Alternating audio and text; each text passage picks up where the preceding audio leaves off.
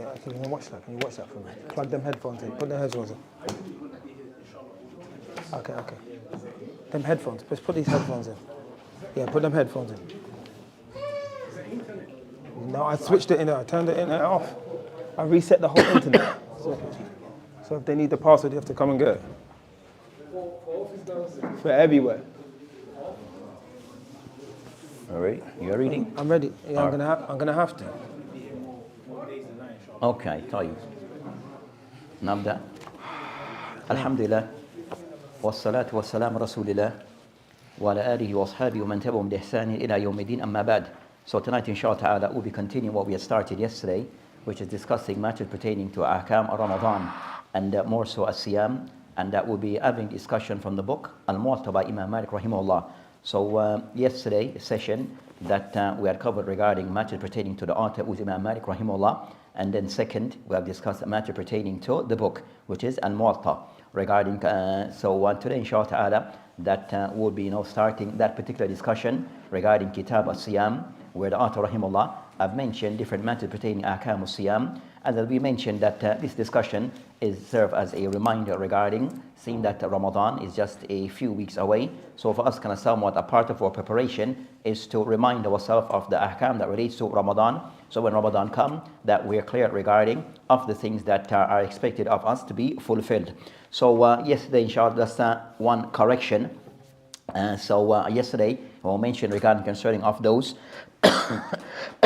we have explained the book of Muwatta. We mentioned several explanations, or a few of the explanation, and we mentioned of those explanations is a book that is called Al-Masalik fi Shar Muwatta Al-Malik, and we had mentioned that that is by Qadi Iyad. So that is incorrect. So it's not by Qadi Iyad.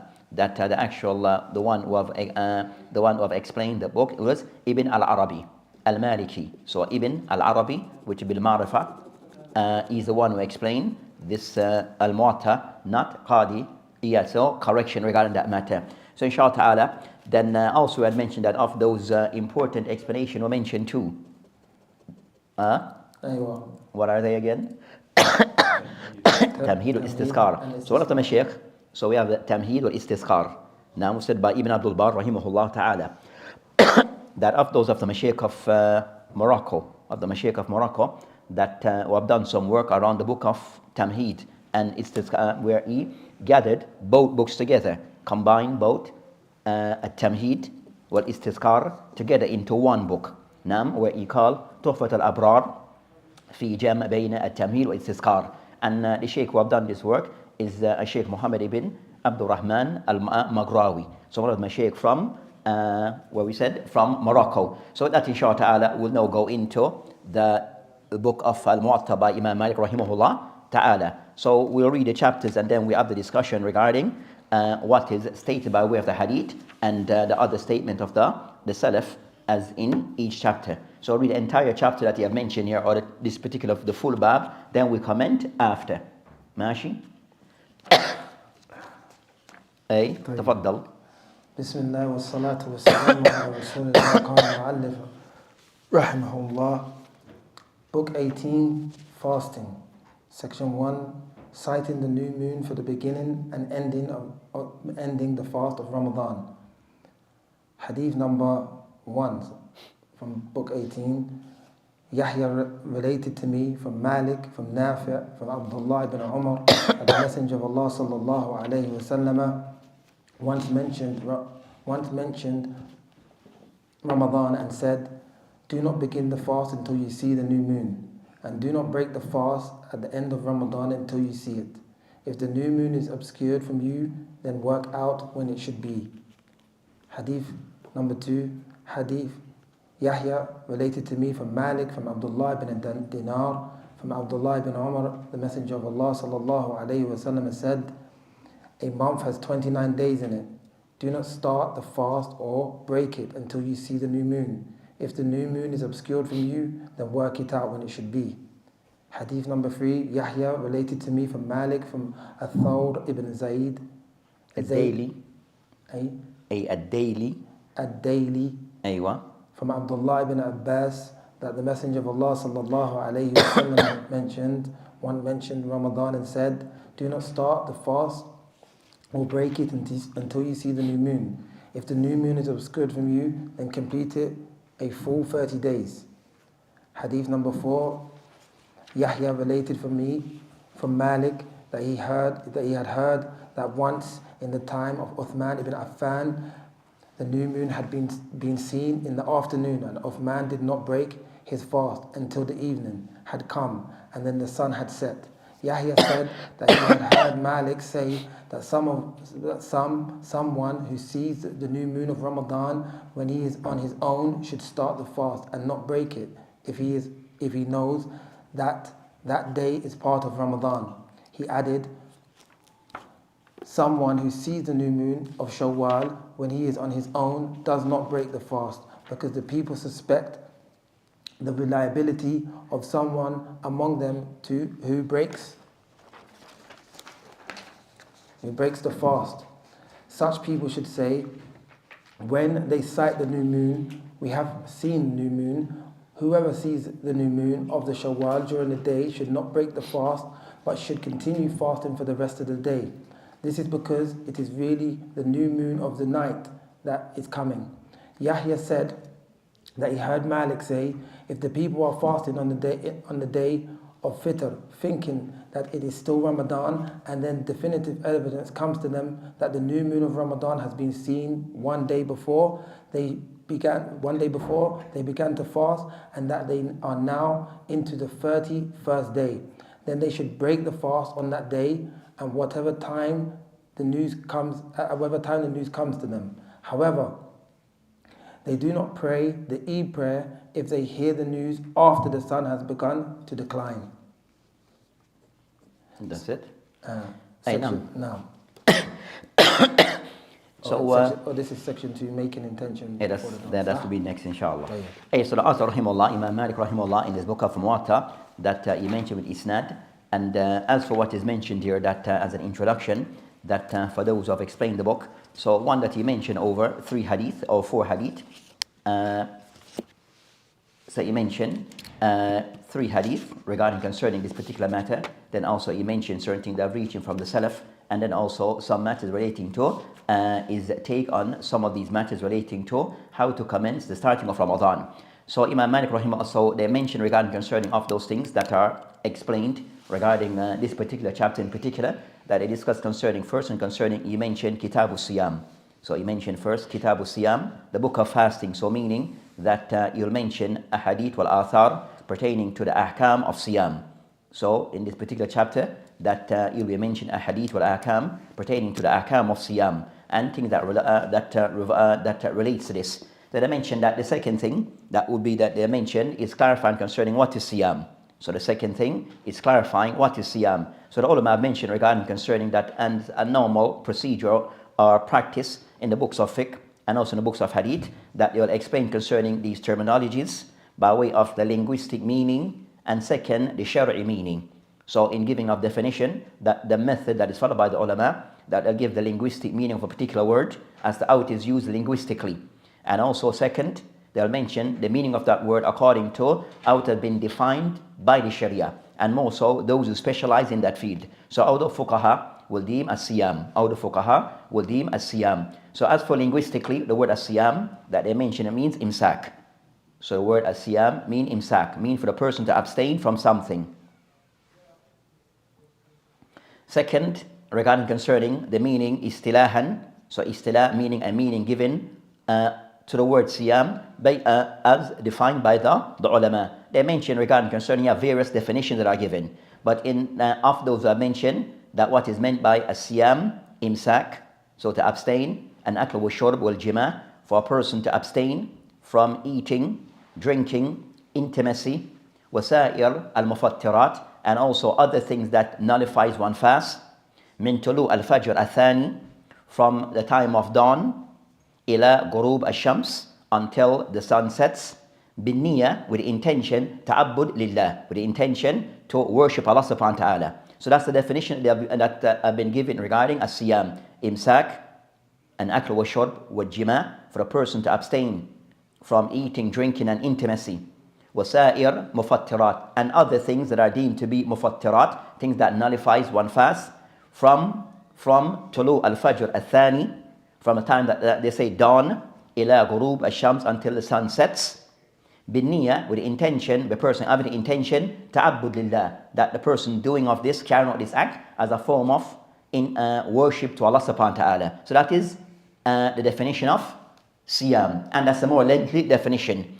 So you find, for example, as we mentioned, the book of Ibn Arabi, Al-Masalik, that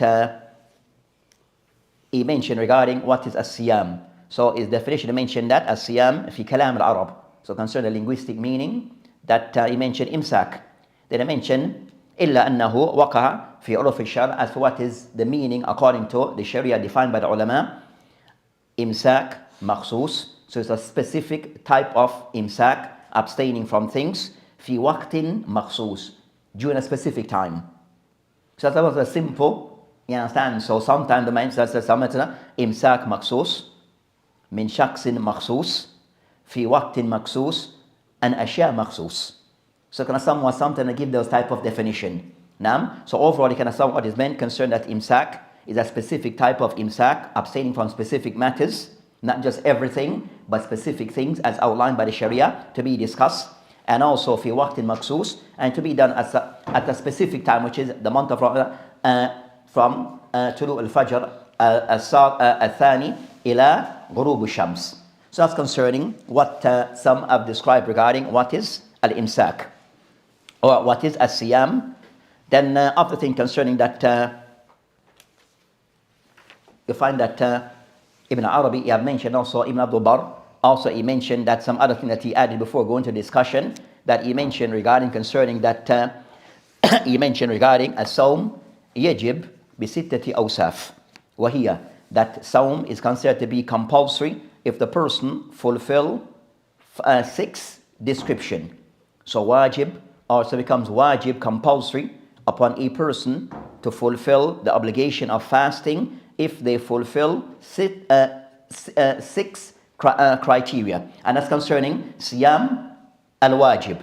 Then I mentioned one of those, al-aql, so the person who is expected to fast, one of those conditions for the person that they have to meet, al-aql, that they have sound mind. Second, al-bulugh, they have reached the age of puberty and above.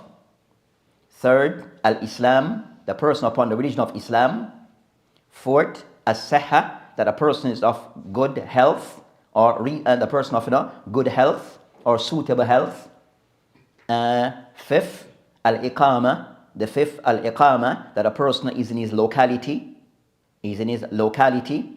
and they mention as sixth is they mention, which is khasa bin nisa, tahara min dam al-hayd wal nifas, that the sixth is more specific to women, which is that she has to be free or pure from her menstrual cycle or after child bleeding. So these are the criteria for a person to fast. So the person who wishes to fast, they have to fulfill these criteria: al-aql wal-bulugh, wal-islam wal-sihha, wal-iqama wal-tahara min al-hayd wal-nifas. Clear? So that's concerning what they mentioned. Then he goes some other matters, but then he mentioned that a person will discuss later regarding concerning that. So these criteria has to be fulfilled. So the person who not of sound mind, they will say slash opposite. It will be what? Majnoon. So the person said to be majnoon, who's not of sound mind, and that will include also that a person of the person of who have that condition, there is not wajib upon them to fast. It's not a wajib because of the condition. They should have aql. So the person who does not have their faculty functioning properly, then it is not upon them to fast.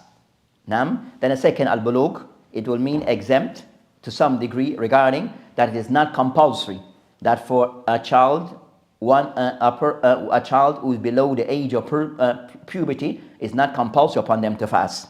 But a child who's, for example, a child is 12, 10, 11, and they're somewhat big, and they are able to fast, that it is allowed for them to fast. It is allowed, but it's not compulsory. So it's allowed for them to fast at that age, but it is not. So after the age of tamiz, which will be like 7 upwards, then they're allowed to fast, but it's not compulsory. So said of the thing that would be advised in this environment.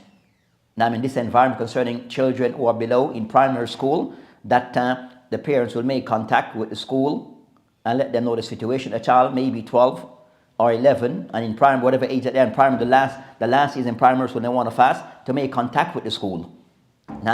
As the system in this country is a bit different. Understood? You understand? Because if the child is not eating in school, in primary, and the school becomes suspicious why they're not eating, then they can call in certain people, and then they can create other problems. With me? Understood. So it says no al-bulugh. Then also regarding concerning that al-Islam, so the person who is a non-Muslim, so the one who is a kafir, then it is not compulsory upon them to fast.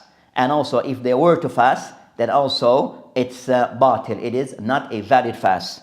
It's not a valid fast. So it said also with this, just a quick comment on this matter, that you might find that in different masjid that you might have during Ramadan, people who are non-Muslim, kuffar, that they may be looking at Islam and they want to experiment with fasting. So they do fast, they will fast, and then later on Ramadan they accept Islam. So you have cases of those. So it's a case of a person fasted some days of Ramadan, then eventually accept Islam in Ramadan, not to get into a thing that while you fast, leave that. Just pay attention to from the time that they start, from the time that they took the shahada, and just take it from there. As for them fasting, don't not to try to belittle what they did. With me? So that's trying to somewhat to belittle what they did regarding fasting. You are at that time you're not a Muslim, so you shouldn't be fasting. Leave that discussion. And just going to somewhat focus on regarding from that time onwards, but not going to somewhat to belittle their efforts before they took their shahada. So a person might in the room with a person might take the shahada, and a person, for example, said, I fasted X amount of days in Ramadan. Then someone says, no, that what's the hukum on them fasting? The person's right there. Why are you asking such question? You with me? So that's not an appropriate question to ask at that time regarding the person who came to the masjid, took their shahada in Ramadan, but already started the process of fasting, and I've done days before. It's not for any understand not to question what they did. Just pick up from the time they took the shahada, and take it from there. Then I mentioned as-sihha, that a person of sound health, that at times is known by the person's condition, and also at times may require the person to have something, it be checked by a profession, by a doctor, and also someone of Islamic knowledge. Wal iqama, and also tahara min ad-dam, al-hayd wal nifas. So these are those criteria that the one who wish to fast, that they have to fulfill these criteria. So that they cannot fundament or foundation things regarding siyam.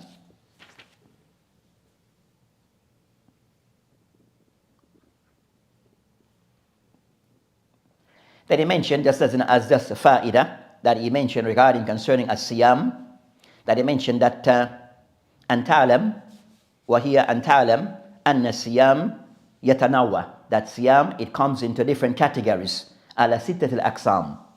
So as-siyam, it falls into 6 categories according to Ibn al-Arabi. He mentioned of those different types of fasting that we might be involved, or different type of fasting that fall into different categories. One, he mentioned wajib, those fasts that are wajib. Second, as-sunnah, those fasts that are considered to be sunnah.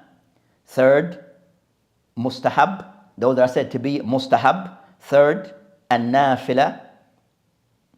Fourth, we said fourth is nafila. Fifth, makruh, those fasts that are said to be dislike.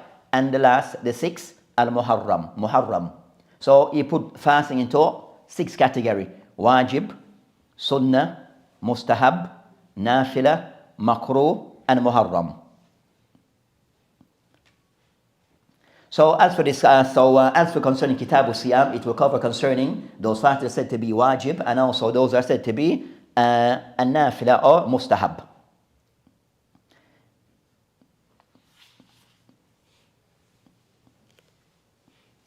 Then I mentioned that as for Siyam, that at the time that it was made compulsory, sana athaniya.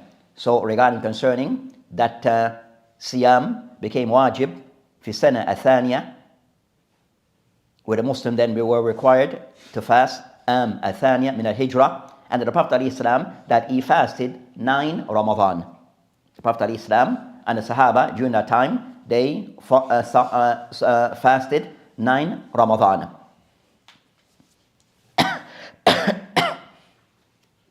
So the general information regarding, and we know concerning Ramadan, it stands as a pillar of Islam. So Ramadan is considered to be one of the pillars of Islam. As we mentioned, anyone who's a Muslim and fulfill those criteria previously mentioned, then it becomes compulsory upon them to fast the month of Ramadan. So as for what is now discussed regarding what he mentioned, then I mentioned also regarding concerning that, so for a Muslim to take the understanding that fast in the month of Ramadan is wajib. For the Muslim to understand that fast in the month of Ramadan is wajib bil kitab wa sunnah wal ijma. And a person to say other than this, then that is an act of kufr. So the person to believe that, the person reject fast in the month of Ramadan, then that's an act of kufr. For a person to believe that fasting Ramadan is to be done in December, then that's not of Islam. If a person to believe that fasting is mustahab in Ramadan, then also that is kufr.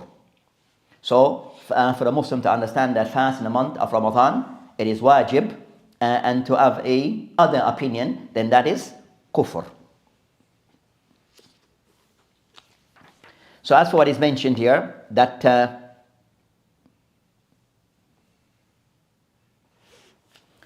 Sheikh Ashitri, that they mentioned regarding concerning, as for the hadith that I mentioned, he mentioned bab ما جاء في الرؤيا رؤية الهلال للصوم والفطر في رمضان. So regarding concerning, so this discussion is pertaining to ما جاء في الرؤيا, regarding concerning how to commence, how to confirm the beginning of the month of Ramadan and also the ending of the month of Ramadan.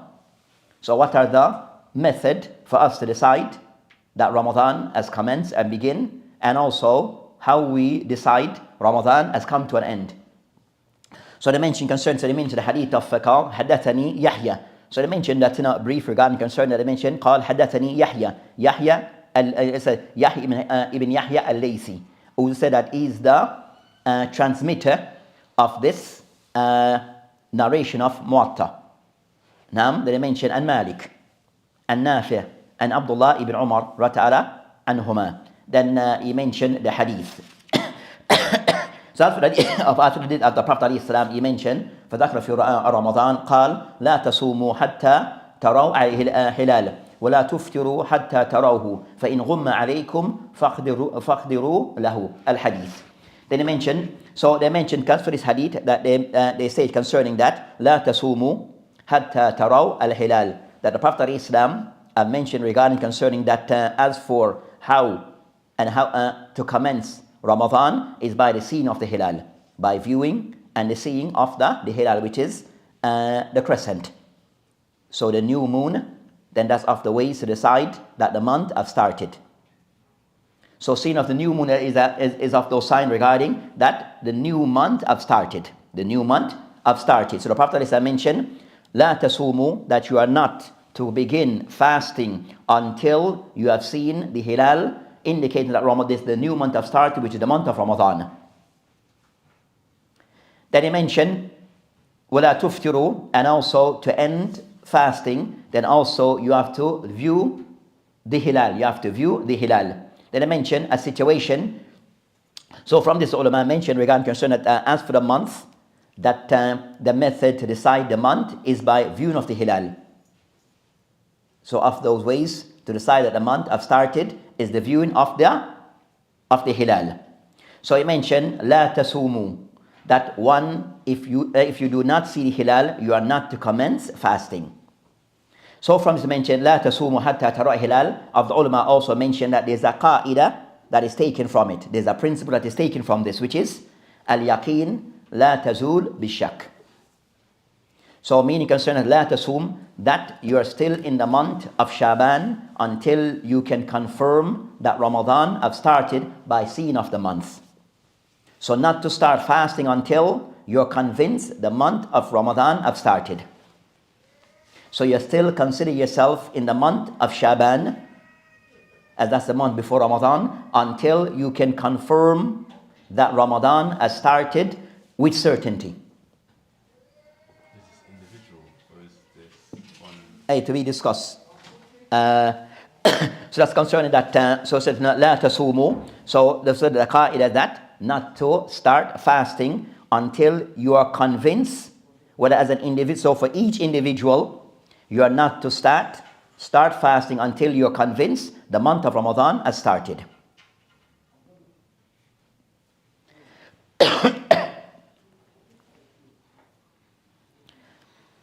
So they mentioned that thubut, so the way concerned to confirm Ramadan, of the ways that the hadith have mentioned, this first hadith have mentioned, ru'ya, by seeing of the moon. Then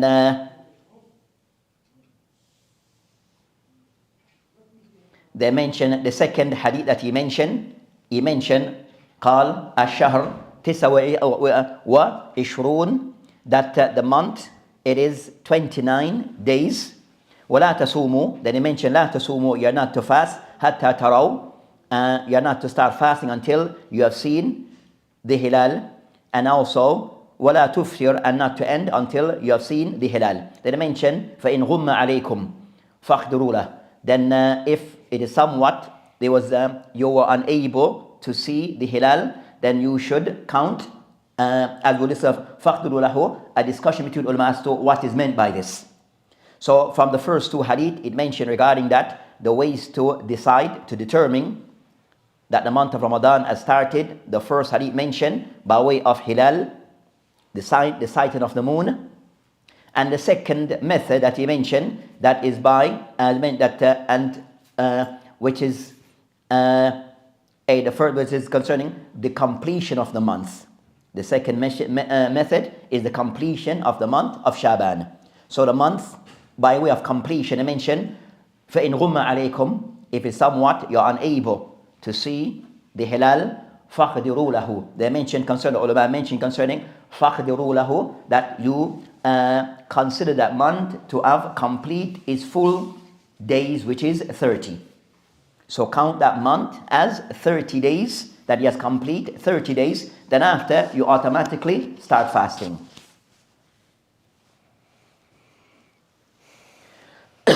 So Ahmed rahimahullah, that so you find Ahmed rahimahullah mentioned that as for a position that he take regarding faqdirula, that he mentioned that you are to deem concerning that Bawi had mentioned that to deem that if it is blocked, then you can hold the month to be short, and then you can then start fasting the next day. With the ulama, they deem to be yawm mushak.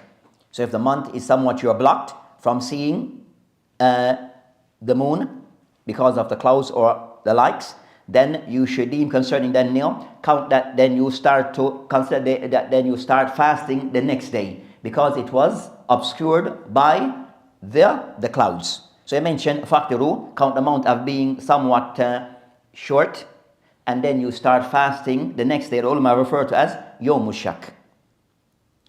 The correct view concerning that the person that not to fast yawm mushak, not to fast yawm mushak, the day of doubt, the day of doubt.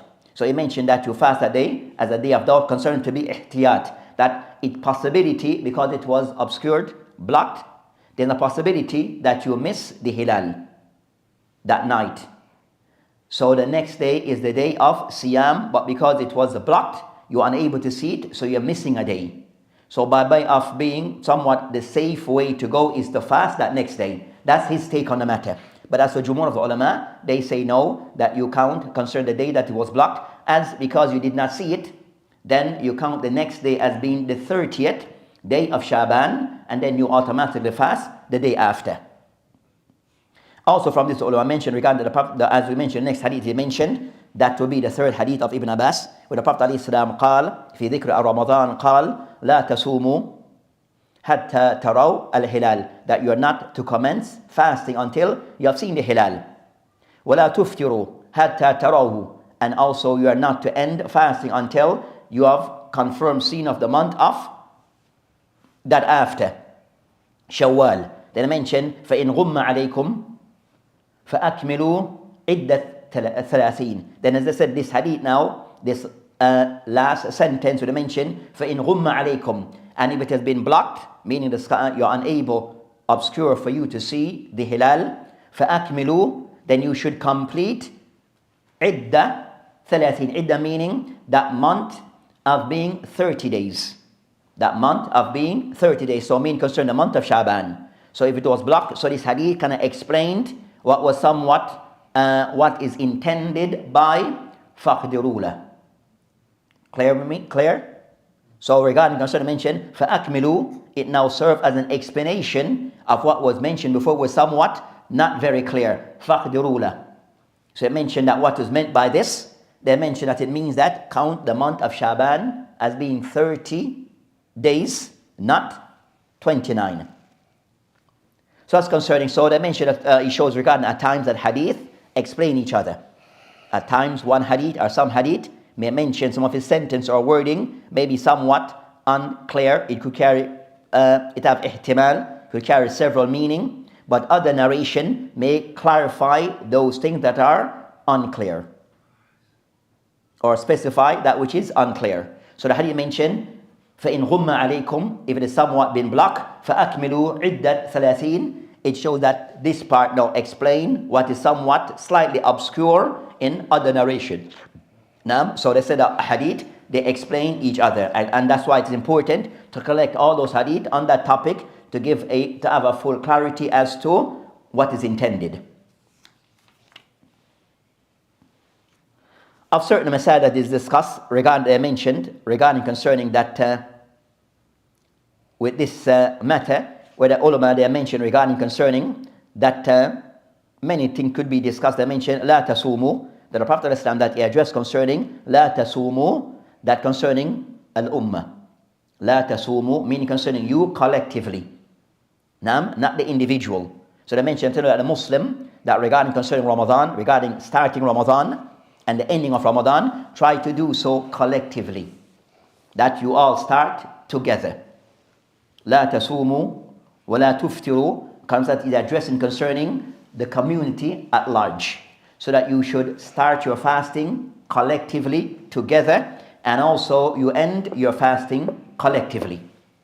The ulama discuss concerning that, so that is clear. They discuss concerning that other matters that I mentioned, that as for a person that especially concerning what we have today, that they mentioned that what the person regarding collectively, that the Muslim fast based upon, we said, your state.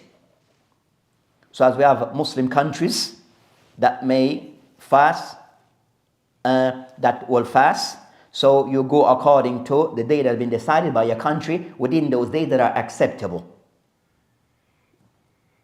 So to start collectively, so the least is for the Muslim within that country to start collectively as a Muslim country. So the day that the head of state and those that he has appointed to oversee the matter regarding the start of the month of Ramadan, then you go according to them. So you find that most Muslim country, they'll have a committee, a body that will be responsibility regarding the sighting of the hilal for each month and also for Ramadan, and the end that they would then come to that decision that the person should go with the system that is within his country. So the person, a Muslim country, so as to at least keep the unity within the country, to keep unity within that country, and not for a person to go against the leader of his country regarding when to start the fasting of the month of Ramadan and the ending. Then they discuss regarding a matter regarding if an individual was to spot the hilal as an individual. Is he then obliged to fast or not? So an individual has spotted or seen something that he, within himself, is convinced that this is the hilal of Ramadan. Then he present himself in front of the committee and they rejected him. So the case would be he present himself in front of the committee and they accept his sighting, and everyone act upon it. And that is accept, then that is clear. Then the second scenario, second case that the person that saw as far as what is concerned, that he have seen the hilal. And he present himself in front of the committee. And the committee reject his sighting. But within himself, he is convinced of what he saw. Is he to fast or not to fast? Of the ulama or the person, that is to fast, but privately. Because what Allah subhanahu wa ta'ala mentioned regarding concerning that, so it is mentioned regarding concerning that وَمَنْ شَهِدَ مِنْكُمَ شَرْ فَلْيَصُمْ. So the person who have seen the month and it have started, then he is to begin because the month have entered for him. So for that person, he is to fast, but he will do so what? Quietly. And of the ulama also said no, he should not, because the Prophet had mentioned لا تَصُومُوا, and he's addressing the body, not an individual per se. So you should do it collectively. So you have that discussion between the ulama regarding that. Then you have those who mentioned that so, and also the same thing as so, you have that discussion between the ulama. If the person, see as I mentioned, is not to fast. So you have those three aqwal. The ones who mention is to fast because he's convinced of what he has seen.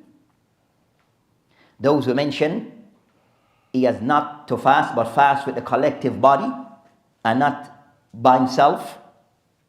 And those who mention he can fast, but not informing others, not to spread the information because it has been rejected. So he keep it to himself, but fast.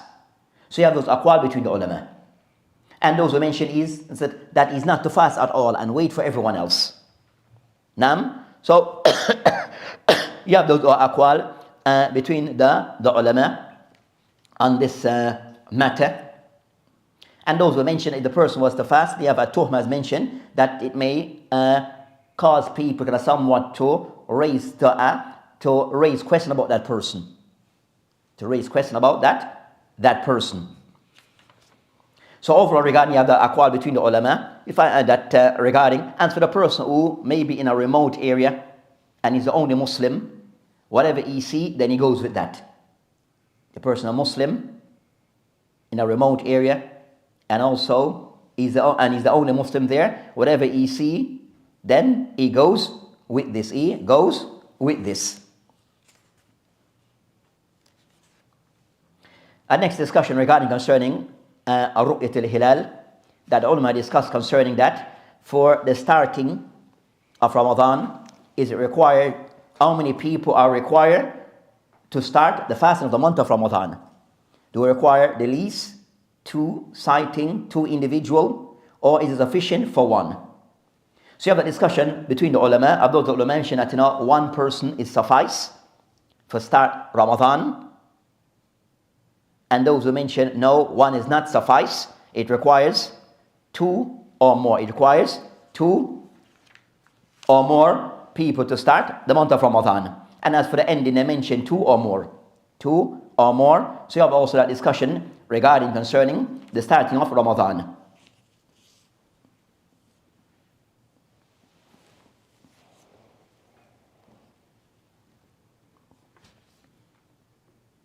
So those are the masail that relates to. As for matter regarding concerning Hisab al-Falaki, that astronomical calculations that are done. So they mention in general concerning that, as for starting Ramadan, that it requires either a ru'ya, the seeing of the hilal. Second method is that you being informed by someone who have that information. I've got that information has been confirmed, so you're not seen. So you did not see for yourself, but you have been informed by others. Then that's also a person can start by that method, and also by the completion of the month of Shaban of 30 days. So if Shaban completes 30 days, then the next day will be Ramadan. And also when you mention, the Prophet mentioned, he mentioned, لا تصوموا حتى تروا الهلال. It also, the ulama mentioned, it does not, what is not to be understood, that he's saying that everyone needs to go out, every individual to see it for themselves. So it does not require that everyone needs to go out to see for themselves. And this matter concerning to know that if some of the Muslim, it is of those things which is, if it is seen by some, then that is sufficient. As the Prophet of Islam himself, it is not recorded that he himself go out and look. But in most cases, it's information that have come back to him from others. But as for him, the Prophet ﷺ going out and look, then is not recorded. Now, in most part, it's information coming back to him regarding those who went out and see it for themselves. So it's not said that, so it is not required that everyone needs to go out, but some of the people will do so. Some of the people will do so, and if the information have reached you from credible source, then that's sufficient for you to begin Siyam Ramadan.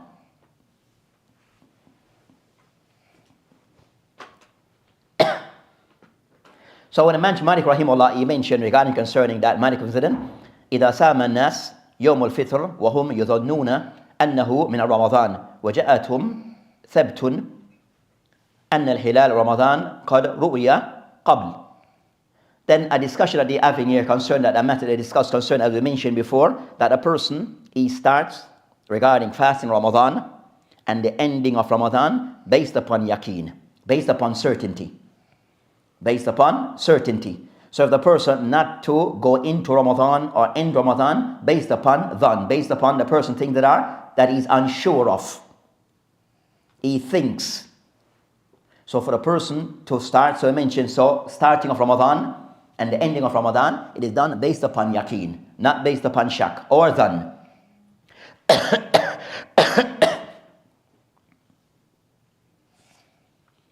So the next of those matters, we'll go into the next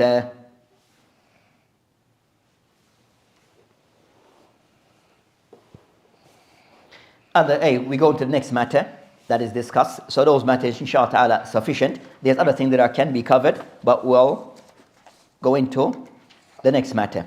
As for concern that a discussion said regarding concerning those people that are required regarding concerning, no, is it just for men? So they mentioned Muslim regarding a scene of the Hilal, people are credible. Now, it should be Muslim. They mentioned Hur. Of the ulama who mentioned regarding concerning that, no, if female was to see it, is that acceptable?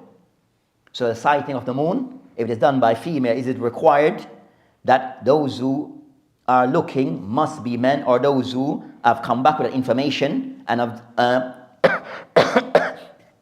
state that they have seen it, is of the criteria they have to be only men, or the seeing, viewing of women acceptable? A discussion also between the ulama. And Allahu alam, that if seen by woman, then is acceptable. It's not a requirement that has to be men. It's not a requirement that has to be men. And that's it's not concerning shahada. It's min bab al-khabar. You have been informed of something. Nam? So being a witness, they're not per se a witness that have certain criteria, is bab of khabar, where they inform you of something that they have witnessed. Nam? أيوة. قال المؤلف رحمه الله, making the intention to fast before dawn. Hadith number 5, narrated Yahya related to me from Malik, from Nafi', that Abdullah ibn Umar used to say, only someone who makes the intention to fast before dawn actually fasts.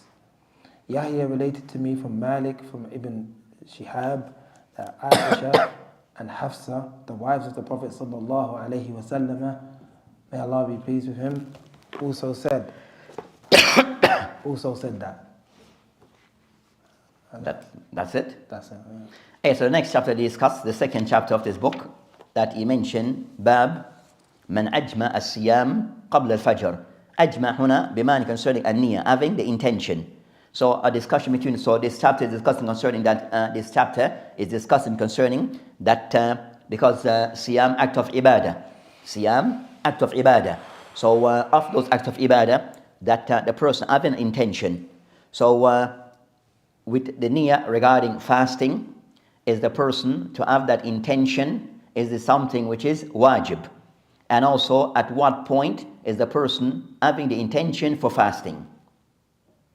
So on this matter, that it is concerning tabit and niyyah, that the person having the intention to fast the night before fasting. So for example, meaning that the person we're going to fast tomorrow. We're fasting tomorrow.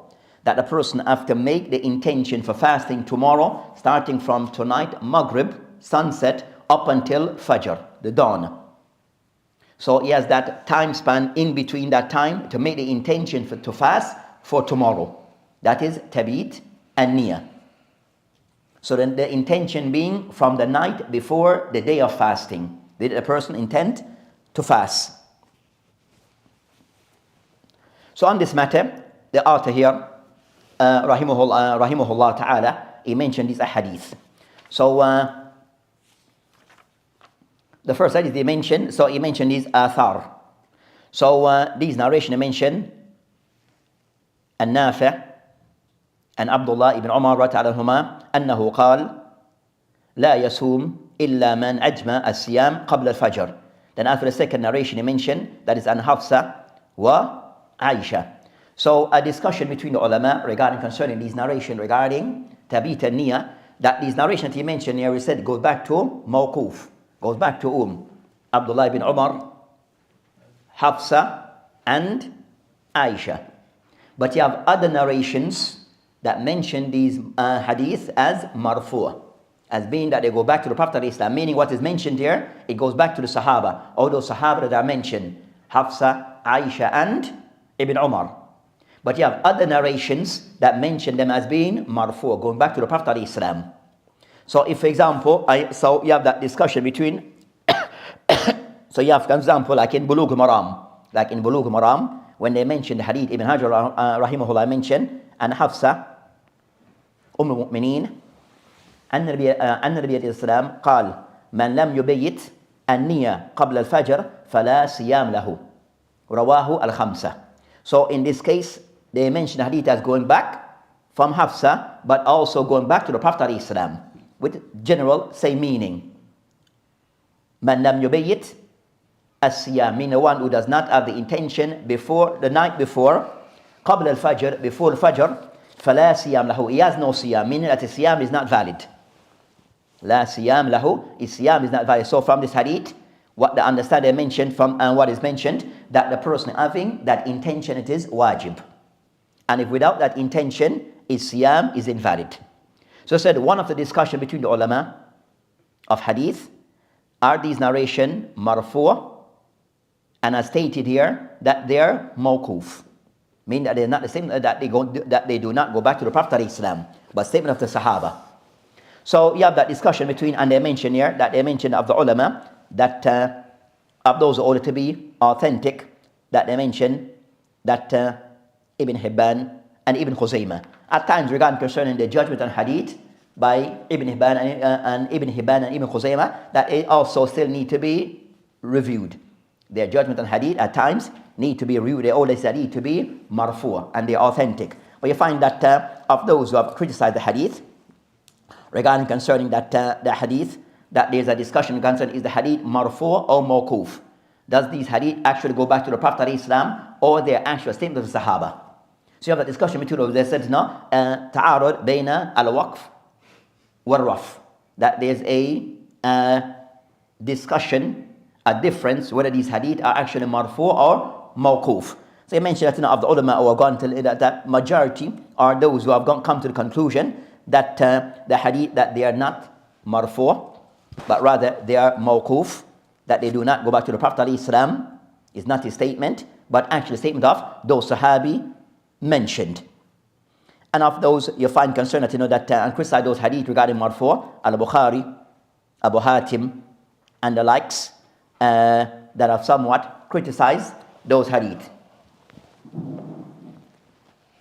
And also At-Tirmidhi rahimahullah, when he mentioned concerning that, and Nafi ibn Umar qawluhu wa asa, that is more correct, that it go back to the Sahaba, not to the Prophet of Islam. So you find that the ulama, that kibar ulama, that somewhat more lean have mentioned that these hadith, that they are not, we said marfu', going back to the Prophet of Islam, but the reality that the hadith that they are mawquf, regarding having the intention before al-Fajr.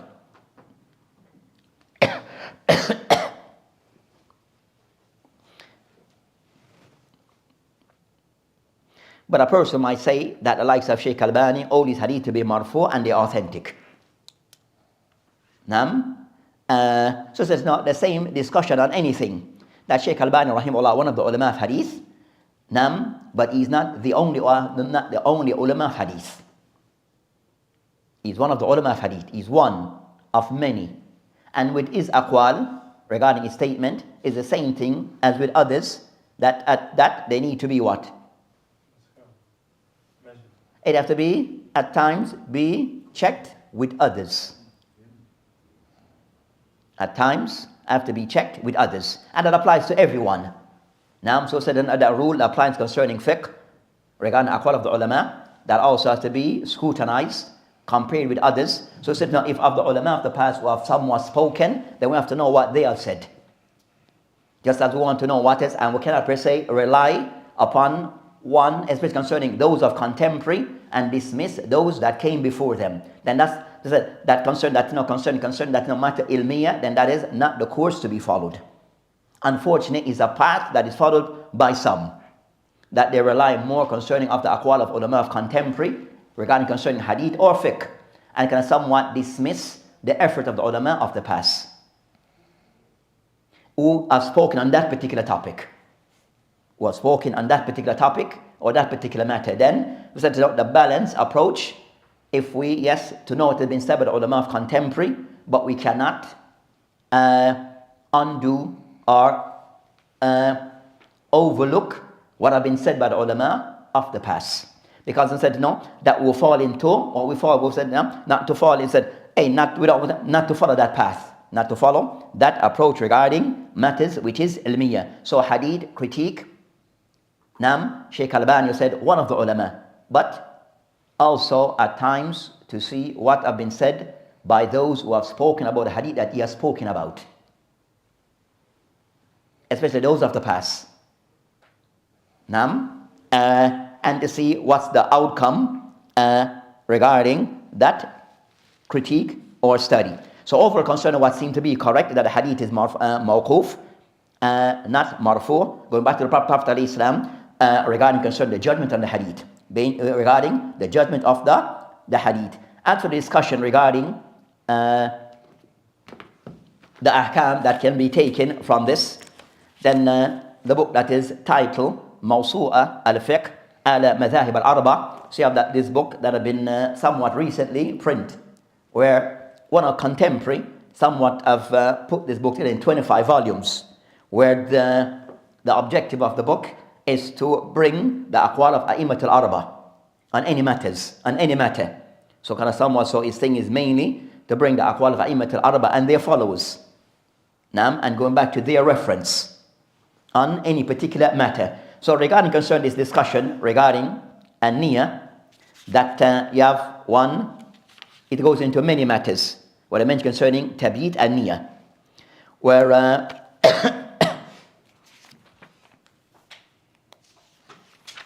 of those matters regarding concerning having the intention for fasting the month of Ramadan, is it for a person to have an intention for each of the nights, or is one night to have your intention for the start and that will cover you for the entire month? Is that sufficient? So you have that discussion between the ulama. So of the ulama who all concerned based upon the hadith being as they see it as being marfu'. Regarding concern the hadith mentioned that you must have an intention, that a person must have an intention for each night of Ramadan throughout the month of Ramadan. And it is not sufficient for a person to have a single intention from the start of Ramadan to take him through to the end. So you have that discussion. So those who older person must single out each night with an intention, and it starts from Maghrib up until Fajr. Also with that discussion that with intention during that, then you have the second view, is that the person is sufficient for a person to have that intention from the first night of Ramadan, and it will take him throughout without him renewing his intention each night. Clear? So you have that discussion between the ulama. Also, they have a distinction between Siyam al-Fard and Siyam al-Nafila. They distinguish between that the person having that intention, that a person must have an intention, so as Siyam al-Fard, wajib. Those Siyam that are considered to be compulsory. Ramadan. Or Qada al-Ramadan. Or Kaffara. Or Nazar. So these type of Siyam that are compulsory. Then the person must have an intention the night before. Means the night before, meaning from Maghrib, when it sets, up until Fajr. He must have an intention within that time period. So that's for compulsory Siyam. If it pass, so if it was to have an intention before Maghrib, then it doesn't count. Or after Fajr, it doesn't count. His fast is invalid, because he did not have intention within the time span that is allowed. That's Jumhur of the ulama. As for Abu Hanifa, the Ahnaf, that I can mention today, is not a condition to have an intention, but it is afdal. And for them, this time span from the night hours, that the person can even have the intention after Fajr. His intention is still valid if it was to occur after Fajr up until Zawal. Up until, it says Zawal, up until, what's Zawal? The zenith, the sun reaches the zenith, the middle of the sky. They said a person can have it in the intention, it goes, it ends up until that time. After then no, it doesn't count. For the compulsory. But it's not, it said it's afdal, but it's not a criteria. It has to be between Maghrib and Fajr. They even extend the time. It can go beyond that time, according to the Ahnaf. So that's concerning that matter.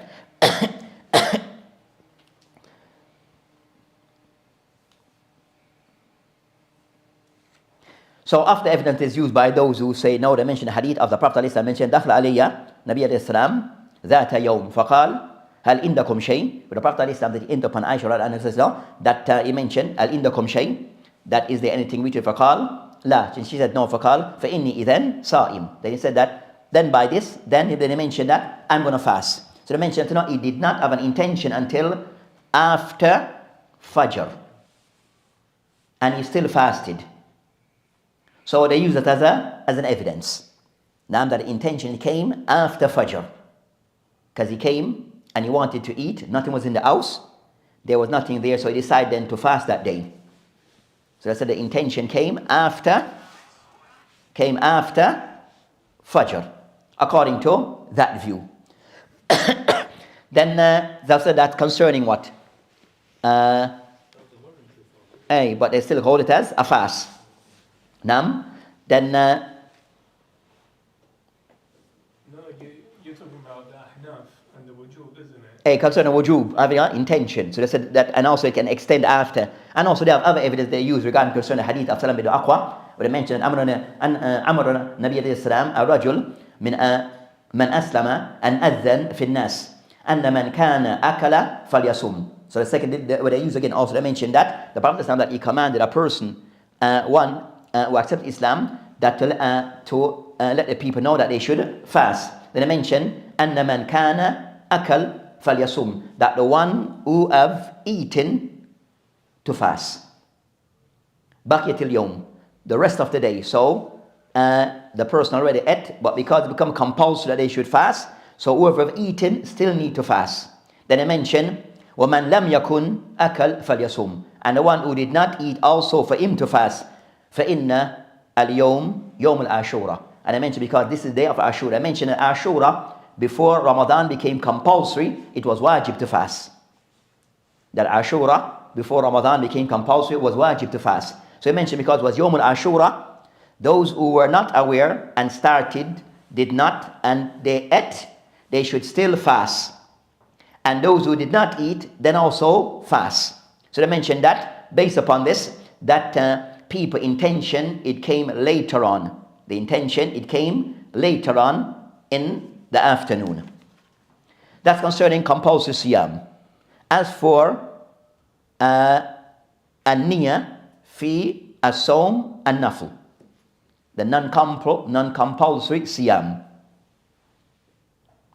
Jumhur, all concerning that, amongst them concerning that, Jumhur of the ulama regarding non-compulsory siyam, amongst them said Jumhur, al-fuqaha, al-hanafiyya, wal-shafihiyya, wal-hanabila, إلى أن الصوم النفل كله يجوز بنية من النهار قبل الزوال, that ولا يشترط من الليل, that Jumhur of the ulama regarding a nafil, a non-compulsory sawm, it is not the person can have the person that is not a condition that he has to have the intention from the night before. The person can form the intention after Fajr, before Zawal. With me? So in a non-compulsory, outside the hadith we mentioned before regarding concern the Prophet that entered upon Aisha, that he said that's the evidence that he entered as like a non-compulsory fast, and it was after Fajr, there was no food, then decided to fast at the spur of that moment. So I said based upon the nafila fast, so it's not a criteria the person have to have the niyyah from the night before. If he had the intention the night before, then that's good. But if the intention was to come after, the person get up after Fajr and decide that, okay, today is Monday, and I'm going to decide that I'm going to fast, then he can do so as long as he did not do anything to nullify his fast prior. So he didn't eat anything before. That's a condition to the person, according to Jumhur of the ulama, that a person who wished to have the intention came later on in the day or later on in the morning, he can still fast.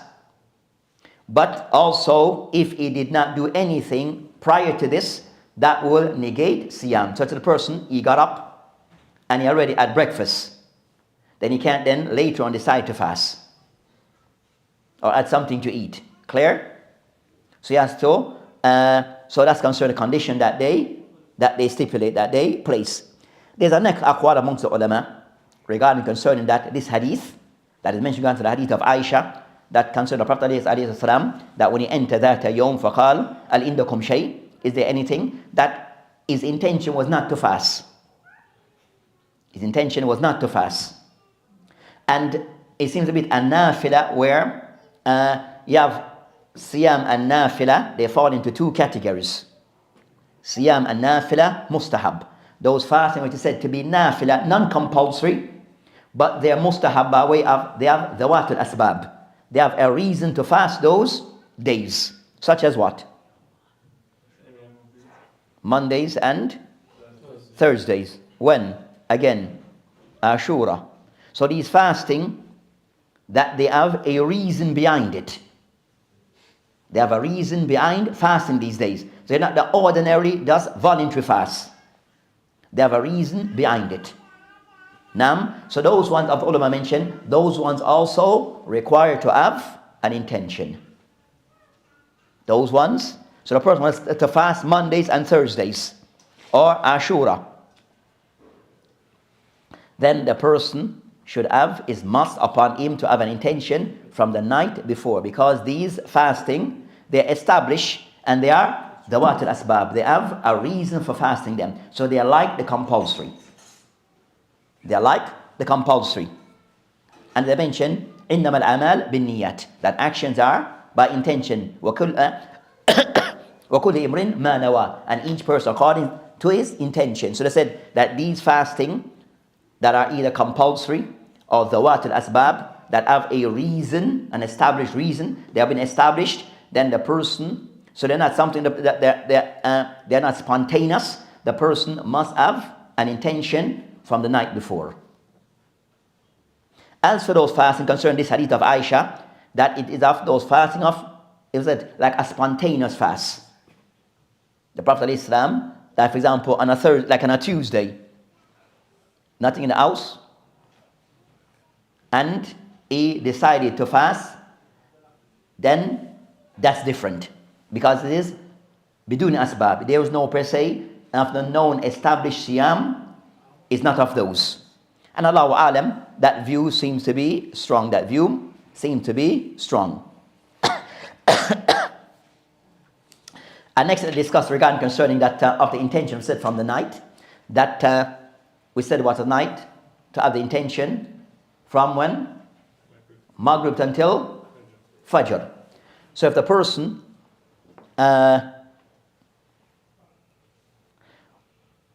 added the intention, just say early, soon after, at the time of Isha. At the time of Isha, he had intention to fast that coming day.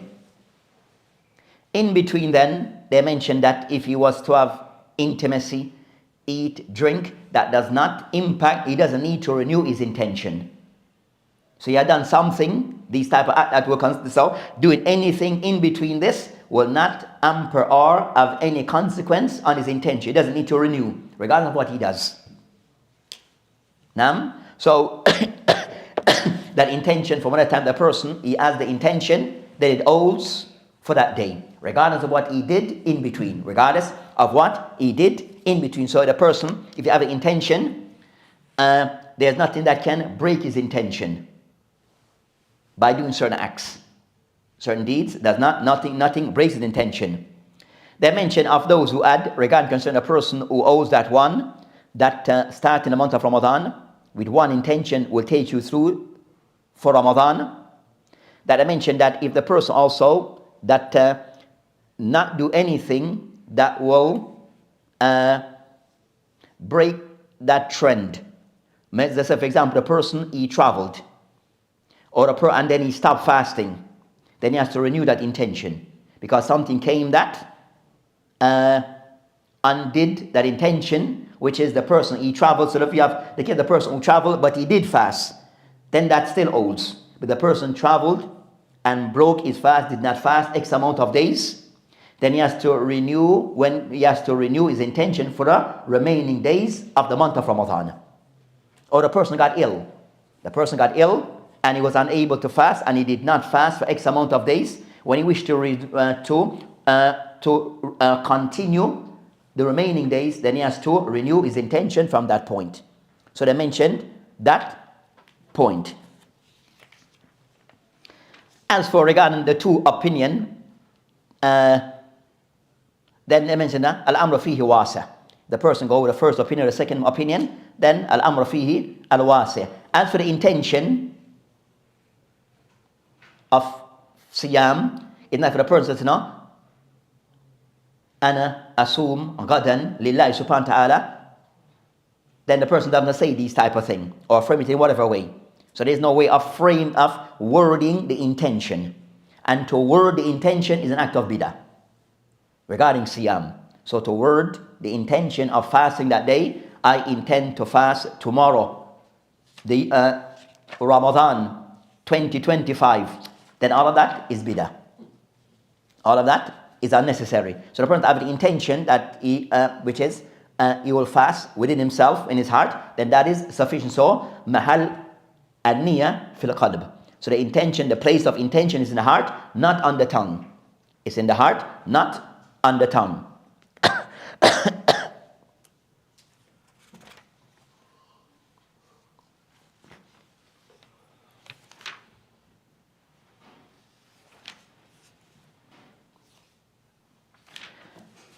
So that's concerning some of those matters. We are trying to finish 10 hadith a day. What time is it? 10. Not impossible. Or a session. What's next?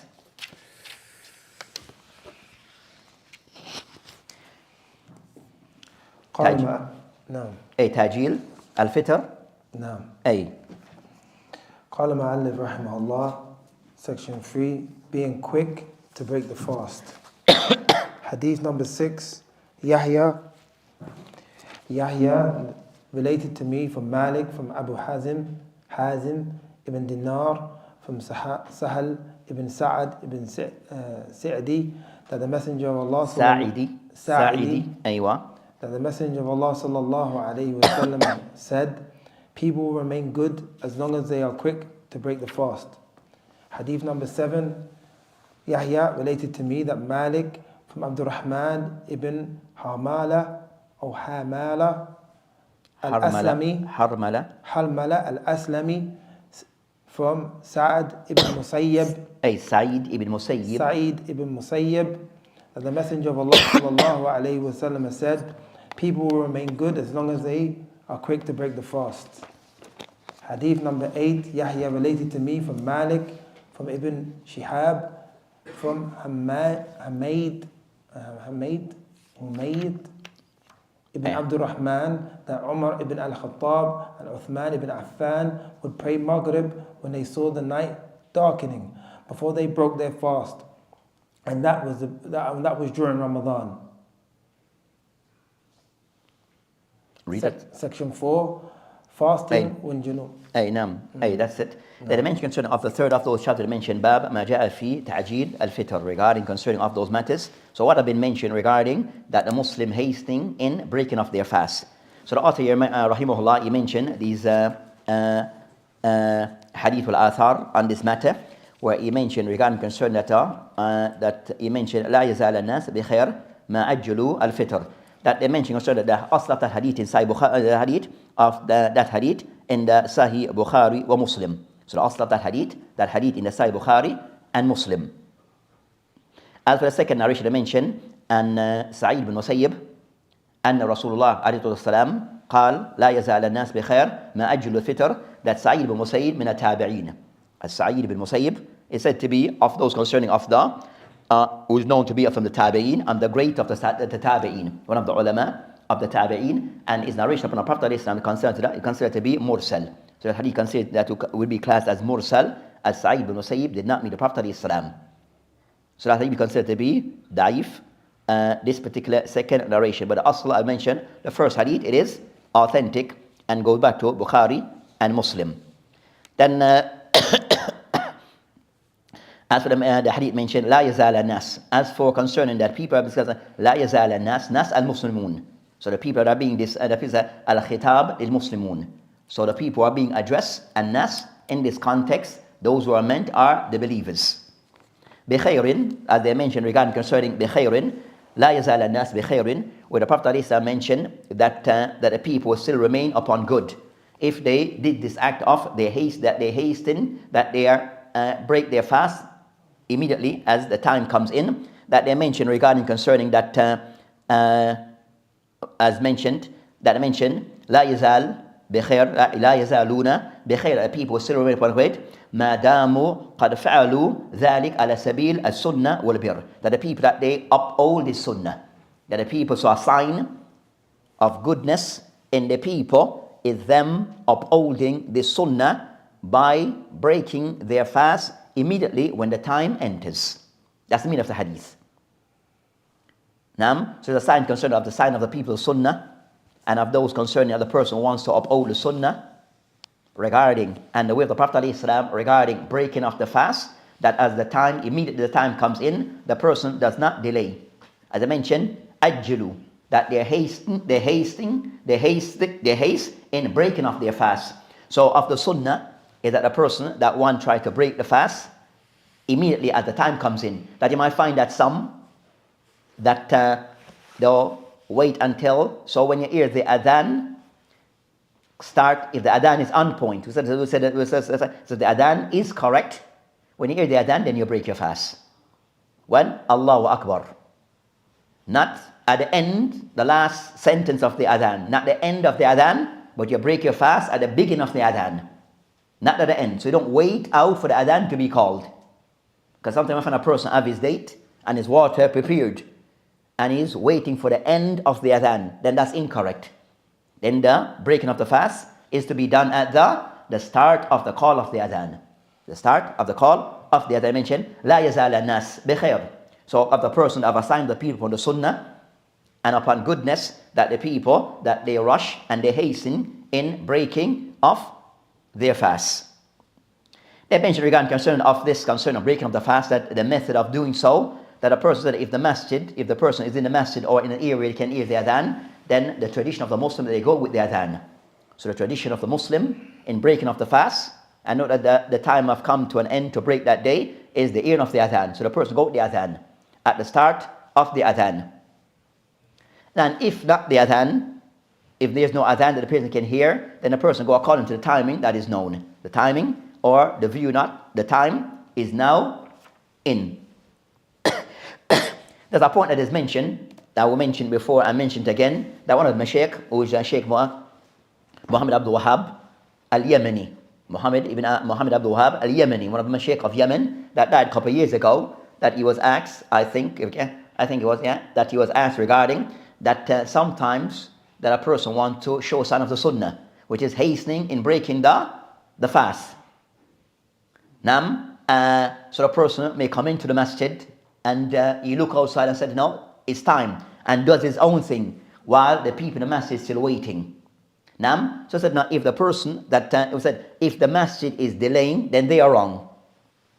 If the masjid is delaying, then they are wrong. And the person to break his fast as soon as he can confirm that the time is in breaking the fast. But I think the person doing it, you understand, so that's kind of somewhat to show, if the masjid said to show that you understand, he wants to outdo the masjid, then that's wrong. So the masjid generally, they are on point, they are accurate regarding the time that it comes in, then go with them. And if it said that a few seconds late, wait for them. So not because you're going against the people.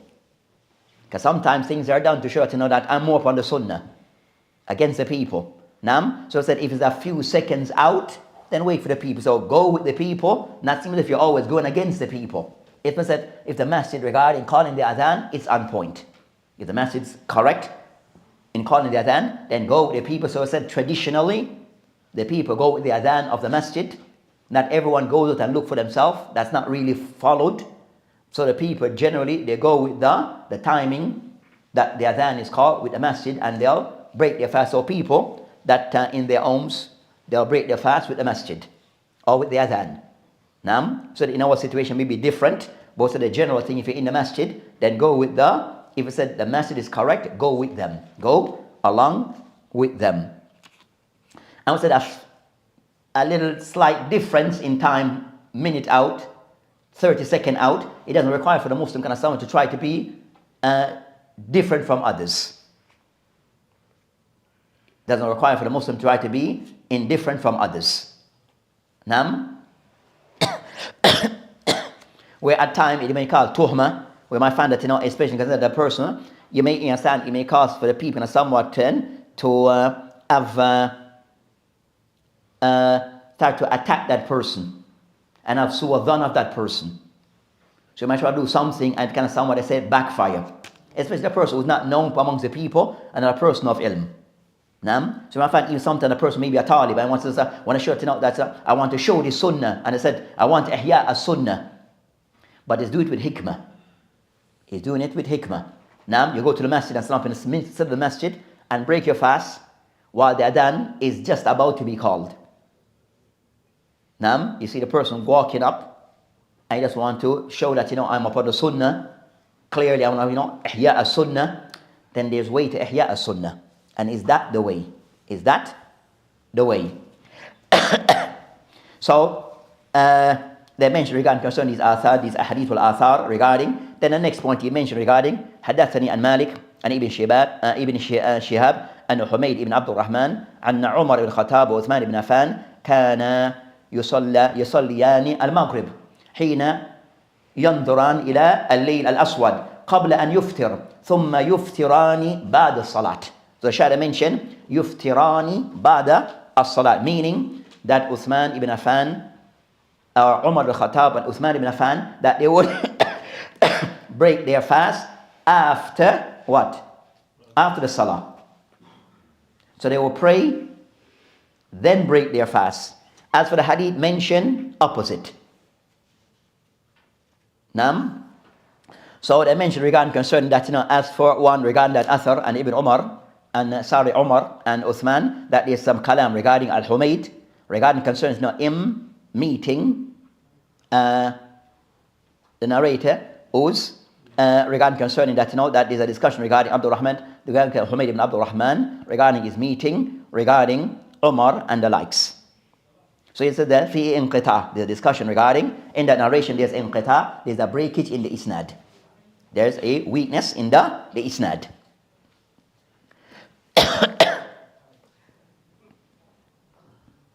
And also they mentioned regarding concerns, the majority of the hadith of the Prophet regarding كان رسول عليه السلام يفطر على رطبات قبل أن يصلي. كان يفطر على رطبات قبل أن يصلي. That the Prophet ﷺ, that he would break his fast with dates before he prayed. Now, so that's concerning the hadith in the Abu Dawud regarding that matter. So it shows that with this matter, the Athar and Umar Uthman fi kalam, and also the example of the Prophet ﷺ was somewhat different. And the hadith regarding concerning Ajlul Fitr, regarding when the time enters, then the person should break his fast. What now become a common practice regarding concerning that Ashia, Al-Rafida, alayhim ma yastahaq min Allah, that they are the ones who delay breaking off their fast until later. They delay breaking their fast until whatever. That's upon them. So that's concerning that particular matter. What time is it? 16 Past 7. 7. Yeah. 7. Yeah. طيب.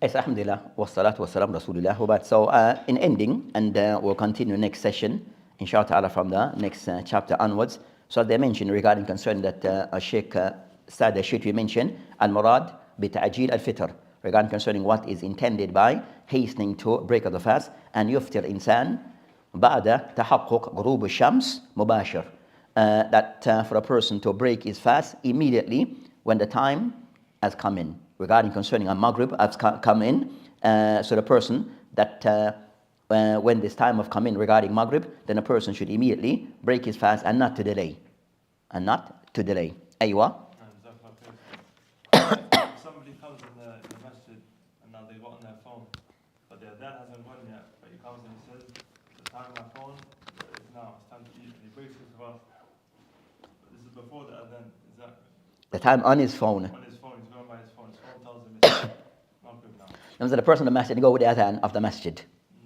Now, said unless unless there's says that the description between his phone and the adhan of the masjid is, you understand, noticeable, then that's different. But a general concern is that if it's a slight second or half a second difference, then the person should wait. The person should wait. Even, and for example, if he's at home, Them at home. time on his local masjid, follow that time, or he follows his phone, like you can't hit it. If the person at his own, then he follows one said not that he follows what he believes to be correct. Now, because he follows what they believe to be. But if he's in a masjid, then work with the masjid. It was said if the masjid timing is generally there, on point or accurate, then go with them. You know the muaddin, before he calls the adhan, he has a date. And he breaks his fast. If anyone seeing him, do they have to follow him, or they have to wait for him to... Anyway, so I said that breaking the fast would be just a slight, drink some water and that's it. Instead to eat and have a date and then call that down with food in your mouth, and that's the next matter type of thing. So for the muazzin, then maybe the more suitable thing is for the person to just drink the water and then go straight into calling the adhan. They won't say him, yeah. Do they have to... The difference between that act and calling down is few seconds. So that there's no, you understand? I see it as contradiction. That's not a major issue. But as long as the time, so he calls when the time has come in. So you call as the time comes in, but also he has to ensure that he breaks his fast at the right time. Then he calls the adhan. So I said, hey, so with that also for the muazzin, it's not that necessary for him to, so he break his fast, then call the adhan. We said, not for him to sit and have a meal. Not for him to, you understand? So it's the thing that, he does it as quick as possible. The easiest method maybe for him to drink water than to eat the dates and, you understand, clear his mouth and all those things. So drink some water and then call the adhan. As the muaddin to see is Jabir said, he's there to benefit the masses. But also he has to be correct, and also for him to fulfill his obligation of breaking his fast at the right time. Like Ramadan starting for the people of the country where they see the moon. So some of them decided they follow, a certain country or something like this, and they don't make the effort to go out to look at the moon and all of that. So do you say in that matter? Is it incumbent upon everyone from a certain mosque or community, maybe one of them to go out, look at the moon, look for it, and then upon that? Regarding a process regarding different countries, I said that now I've said that most Muslim countries have a system in place regarding they have a body, and people will be out looking for the moon. Now the problem that we'll find today is more so us that live in the West.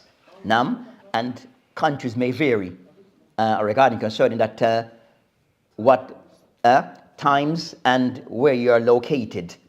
You understand? And also, even more so, the affairs of the Muslim in that country. Yeah. You understand? So a lot of time you find that the more of the bigger problem is regarding the level of disunity in the Muslim within that country. That becomes even a greater problem. You understand? Where they are unable to unite, or even said the majority follow a recognized system. You understand? So you find that most kind of somewhat, some communities kind of somewhat, they still, you understand, follow either back home, their original place of origins. You understand? So you sometimes say, those other factors that come into play. So sometimes they will come into the division regarding Ramadan, it comes into Aqadiyah, where based upon certain belief, you understand, of wala wal bara, that you have a mistrust regarding certain segment of the Muslims, even Muslim countries, because of belief. I see them say that come into play, and also regarding the fiqh of Ramadan, also those things come into play. So you have different things, and also Ansariya, things of nationalism or partisanship, those things also come into play. So it's ideal for every country to have a system where the people of ilm in that country, that they have a system that regarding a body being supervised, that regarding, officiated regarding, not just Ramadan, for all the months. Yeah. You understand? So it's all the months, and because it's know where to look and what to look for. Where to look and what to look for. So it's the system, but is how to put that system in place. So until we have that, for example, in the West, in these Western centers, then kind of somewhat is to each masjid you find that have their own system as to whom they rely upon regarding how to determine the start of the month. Each country, each masjid have their own, you understand, the system regarding how to determine how to start the month. What's the problem? It's a bigger problem than the month itself. You have other underlying factors. You understand? So that's the thing. So you have even said that I've gone to places that particular countries, you understand, because of wala wal bara, and they see those countries, they have a su'adhan and mistrust for other, for particular Muslim country. They said, those Muslim country that they are rich, that they have someone that goes in a rocket and go up to the moon and see. You understand? They come up with all type of thing, just as not to just dismiss them. And that they're always wrong. You understand? They said that every year they said particular countries, they're always wrong. Because they always see that I'm the one, my country is right, and everyone else is wrong. Because I think they have a moon science committee now in the UK. Those things that is to either those who are involved, you understand, can somewhat go to different communities, localities, and can somewhat explain what's the process. So that, for example, us in London, we don't necessarily have every masjid in London having their, you understand, is a system that is somewhat recognized by the majority. We don't need everyone, but at least the majority. But those people who have that idea is how to approach different communities and explain the process and see how they can buy into it. Because you have those that goes around and their thing is more the astronomical calculation. You understand? We have to do this, if not that. So that is looking at those things, but it's something to be looked into. Something to be looked into and for us to decide on a system.